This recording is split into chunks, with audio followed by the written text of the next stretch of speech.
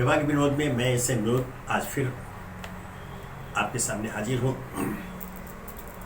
आज एक बार फिर बड़ी पीड़ा हुई यह देख सुन करके हमारे राजनेता आपत्तिजनक बल्कि अश्लील अमर्यादित शब्दों के प्रयोग से बच नहीं रहे हैं। कुछ इस लहजे में कहा जाता रहा है, कई बार इस कार्यक्रम में भी मैं चर्चा कर चुका हूं कि राजनेताओं को अपने वाणी पर संयम बरतना चाहिए, लेकिन वे आरोप प्रत्यारोप राजनीतिक प्रतिद्वंद्विता के क्रम में कई बार ऐसे शब्दों का इस्तेमाल कर जाते हैं जो हर दृष्टि से अभद्र आपत्तिजनक होती है। इस पर चर्चाएं होती रहती हैं, आपत्तियां प्रकट की जाती है, बहसें होती है, फिर मामला आया गया मानकर समाप्त है। लेकिन ताजा घटना यह अत्यंत ही आपत्तिजनक है। जी हाँ, अभी पिछले दिन शिवसेना उद्धव गौड़ के सांसद नेता उद्धव ठाकरे के सलाहकार माने जाने वाले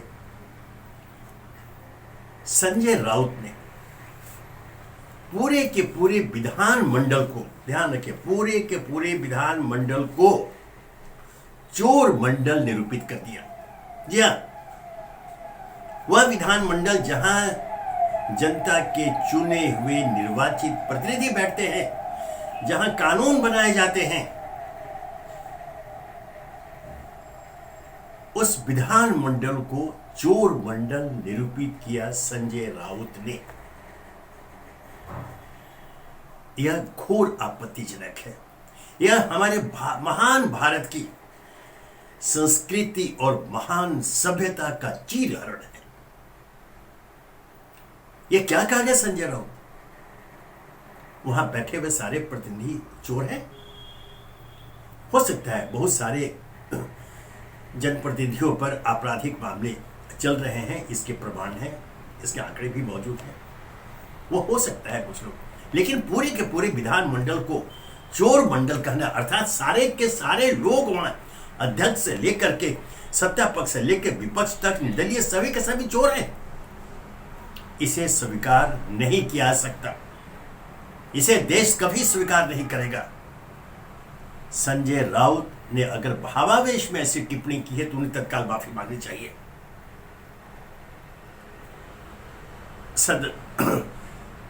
विधानमंडल के दोनों सदनों में इस पर हंगामा हुआ। विशेषाधिकार हनन का नोटिस भी आया हुआ है, हालांकि इसमें तकनीकी पेच है। यह कहा जा रहा है कि वह संजय राउत चूंकि संसद सदस्य हैं, अगर ऐसे कोई नोटिस अगर अवमानना के बाद आता वहां लाना चाहिए, विधानमंडल में नहीं, लेकिन चूंकि उन्होंने विधानमंडल को लेकर कहा है तो उस पर आपत्ति होना वाजिब है। आखिर संजय राउत ऐसा क्यों कह गए? वे सिर्फ एक राजनेता नहीं है, कि दल विशेष के नेता नहीं है, वे पत्रकार भी हैं, उनका पत्रकारीय पार्श्व वो सामना के कार्यकारी संपादक भी हैं। कैसे कह गए? आप प्रहार कीजिए, आरोप लगाइए, आपके हाथ से सत्ता गई है, आपकी बौखलाहट समझ में आती है, स्वाभाविक रूप से आप भिन्नाए हुए हैं, आप जरूर प्रहार करें, लेकिन वाणी पर नियंत्रण के साथ आप सत्ता पक्ष पर आक्रमण करें, पुरजोर आक्रमण करें, किसी को आपत्ति नहीं होगी, लेकिन पूरे के पूरे विधानमंडल को आप चोर मंडल नहीं कर सकते हैं। कहा तो यहां तक गया, एक सदस्य ने कहा कि उनके पास वीडियो सबूत के तौर पर मौजूद हो जिसमें संजय राउत विधानमंडल सदस्यों को चोर और गुंडा कहते हुए बताए गए हैं। इसे स्वीकार करना संभव नहीं है।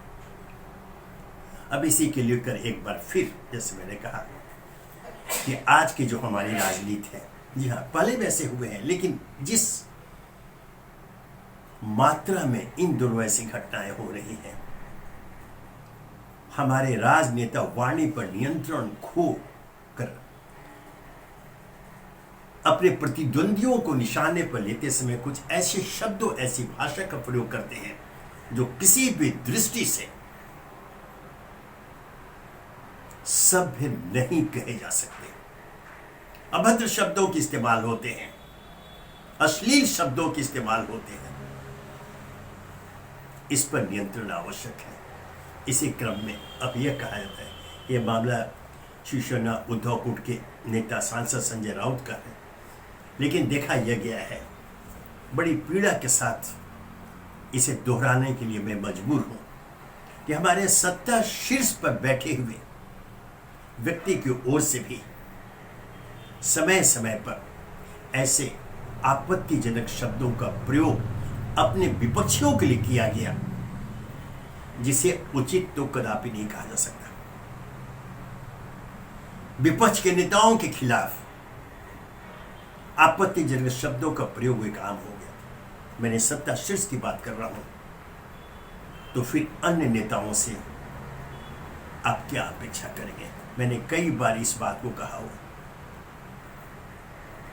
कि सत्ता शीर्ष पर बैठे व्यक्ति को विशेषकर, चूंकि वे एक आदर्श के रूप में, एक अनुकरणीय आदर्श के रूप में उन्हें देश का युवा वर्ग देखता है। उनके हाव भाव, पहरावे, खान पान सभी पर पूरे देश की दृष्टि लगी रहती है। सार्वजनिक जीवन में उनके चरित्र पर कोई अगर उंगली उठती है तो वह एक राष्ट्रीय बहस का मुद्दा बनता। ऐसे में उस व्यक्ति को तो विशेषकर अपनी वाणी पर नियंत्रण रखना चाहिए, संयम बरतना चाहिए। इस देश ने देखा है कि अनेक अवसर पर विपक्ष को आड़े हाथ लेने के लिए वे सभी आपा खो देते हैं। क्या पक्ष क्या विपक्ष, सभी इस बात के, इस तरह के शब्दों के इस्तेमाल के दोषी हैं। विपक्ष के नेताओं की ओर से भी सत्ता में बैठे लोगों के खिलाफ आपत्तिजनक शब्दों के इस्तेमाल समय समय पर किए गए हैं। और तो और हाल में यह देखा गया कि हमारे माननीय सम्मानीय राष्ट्रपति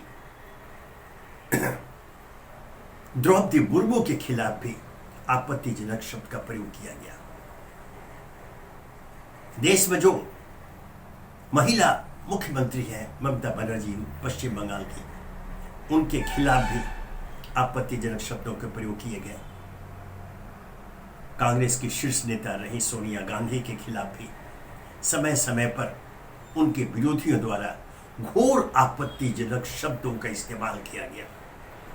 मैं दोहरा दूं, बहुत ही पीड़ा के साथ इसे दोहराने के लिए मजबूर हूं कि ऐसे कृत्य से हमारा समाज, हमारा महान भारतीय समाज, जो सभ्यता और संस्कृति के क्षेत्र में विश्व गुरु कहा जाता है, उसके माथे पर ऐसे कृत्य कलंक है। यह भारतीय संस्कृति और सभ्यता का चीरहरण है। इसे सभी को बचना चाहिए। ताजा मामला संजय राउत का घोर आपत्तिजनक है। एक अच्छी बात है कि स्वयं उनके जो सहयोगी दल है, चाहे राष्ट्रवादी कांग्रेस हो या अन्य दल हो, उन लोगों ने भी संजय राउत की इस टिप्पणी की भर्त्सना की है, आपत्ति प्रकट की है। यह एक अच्छी बात है। सत्ता पक्ष की ओर से तो किया ही जा रहा है, स्वयं उनके सहयोगी दलों की ओर से भी इसकी भर्त्सना की जा रही है। ऐसा होना चाहिए। संजय राउत को चाहिए कि वे तत्काल इस पर क्षमा मांगे, क्योंकि पूरे महाराष्ट्र की नजर उन पर लगी हुई है। आज जो यहां सत्ता संघर्ष चल रहा है, पिछले दिनों जो घटना विकास क्रम हुए, जिसके पार्श्व में अनेक बातें कही गई, चूंकि उस पर मैं टिप्पणी इसलिए अभी नहीं करूंगा, चूंकि मामला अभी सर्वोच्च न्यायालय में लंबित सुनवाई हो रही है, इसलिए मैं टिप्पणी नहीं करूंगा। परिणाम आने की प्रतीक्षा रहेगी। लेकिन यह तो तय है कि सत्ता संघर्ष के दौरान जिस प्रकार अभद्र शब्दों भाषा का प्रयोग पक्ष विपक्ष एक दूसरे पर करता आया है, कर रहा है, उस पर विराम लगे। यह उचित नहीं होगा। हम उस महान भारत के नागरिक हैं जिसे विश्व गुरु के रूप में एक प्रतिष्ठा प्राप्त है। पूरा विश्व हमारा अनुकरण करता है। बाकी बातें आप छोड़ दें, ये जो महंगाई है या बेरोजगारी है, यह एक अलग मुद्दा है, उस पर बहस होगी। लेकिन इसका अर्थ यह कदापि नहीं कि हम अपनी संस्कृति और सभ्यता, वैसी संस्कृति और सभ्यता जिसका विश्व अनुसरण करता है, उसका हम स्वयं त्याग कर दें। संजय राउत एक ऐसे अपराध के दोषी बन जाते हैं जिसके कारण न केवल महाराष्ट्र प्रदेश, पूरा का पूरा भारत देश कटघरे में खड़ा नजर आता है। हमारी प्रगति से, हमारे विकास से विश्व में अनेक देशों, विश्व के अनेक देशों में एक जलन का भाव उत्पन्न हुआ है। क्योंकि हमारे विकास यात्रा से वो चिढ़ते हैं, उन्हें नींद नहीं आती है। हम उन्हें स्वयं, हमारे भारत के राजनेता उन्हें ऐसा अवसर प्रदान कर दें कि हमारी संस्कृति और सभ्यता का मजाक उड़ाया जाए, खिल्ली उड़ाई जाए। यह कभी भी स्वीकार्य नहीं हो सकता। मामला ठीक है, विशेषाधिकार हनन का मामला आया है, वो अपनी जगह है, आलोचना हो रही है, सभी दल आलोचना कर रहे हैं। लेकिन इस बीच में उनकी पार्टी की ओर से, स्वयं उनके भाई की ओर से भी यह बयान आ गया कि संजय राउत माफी नहीं मांगे, उन्होंने कुछ गलत नहीं कहा है। यह तो और भी आपत्तिजनक है। जहां पूरा प्रदेश, पूरा देश उनसे माफी की अपेक्षा करता है, वहां उनके विधायक भाई सुनील राउत द्वारा यह कहा जा रहा कि उन्होंने कुछ गलत नहीं कहा। इसका क्या अर्थ निकाला जाए? क्या हम यह मान लें कि संजय राउत ने जानबूझकर पूरे के पूरे विधानमंडल निर्वाचित जनप्रतिनिधियों का अपमान किया, उन्हें चोर बताया है, उन्हें गुंडा बताया? इस पर तत्काल स्पष्टीकरण की आवश्यकता है। हालांकि उनके पक्षधर कुछ कह रहे हैं कि देखना पड़ेगा कि किस संदर्भ में उन्होंने कहा। यह ठीक है, यह एक तकनीकी पेच है, लेकिन इसका अर्थ यह कदापि नहीं कि वे पूरे के पूरे विधानमंडल को चोर मंडल निरूपित करें। अगर ऐसा है तो सबसे पहले आप अपने नेता को तैयार करिए। उनके जितने निर्वाचित सदस्य हैं, चाहे विधानसभा में, विधान परिषद में, या फिर लोकसभा में, राज्यसभा में, वो इस्तीफा दें। क्यों चोर मंडल के सदस्य बने रहना चाहेंगे आप? आप यहां विधानसभा, विधान परिषद से अपने सदस्यों का इस्तीफा दिलवाइए। क्योंकि अगर चोर मंडल है तो स्वयं भी चोर है, यही संजय राउत कहना चाहते हैं। इस पर मनन करें, चिंतन करें और पश्चाताप करते हुए अपने शब्दों को वापिस लें। पूरे महाराष्ट्र प्रदेश से माफी मांगे, देश से क्षमा मांगे। अन्यथा जैसा कई अवसरों पर मैं कह चुका, दोहरा रहा हूं, देश की जनता सब कुछ देखती है, सब कुछ समझती है, और समय आने पर उसका फैसला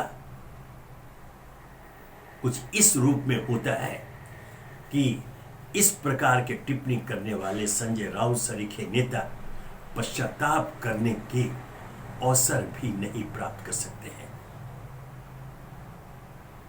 उन्हें हाशिए पर जनता भेज देगी, ऐसे हाशिए भेजेगी कि वे फिर कहीं नजर नहीं आएंगे। इतिहास के पन्नों के किसी कोने में वे स्थापित कर दिए जाएंगे एक बड़े पूर्ण विराम के साथ। अतः यह दोहराते हुए कि सभी राजदल के सभी राजनेता, सभी समर्थक, सभी कार्यकर्ता, आप इस वोट बैंक की राजनीति में राजनीति करते हैं, करें, आरोप प्रत्यारोप लगाते लगाए, लेकिन शब्दों की मर्यादा को समझते हुए जब आप एक दूसरे पर आरोप प्रत्यारोप लगाते हैं तो ऐसे किसी भाषा के, ऐसे किसी शब्द का प्रयोग न करें जिससे हमारी महान संस्कृति और सभ्यता लांछित हो, उसके भारत माता के ललाट पर कलंक का कोई टीका लगा दिया जाए। धन्यवाद।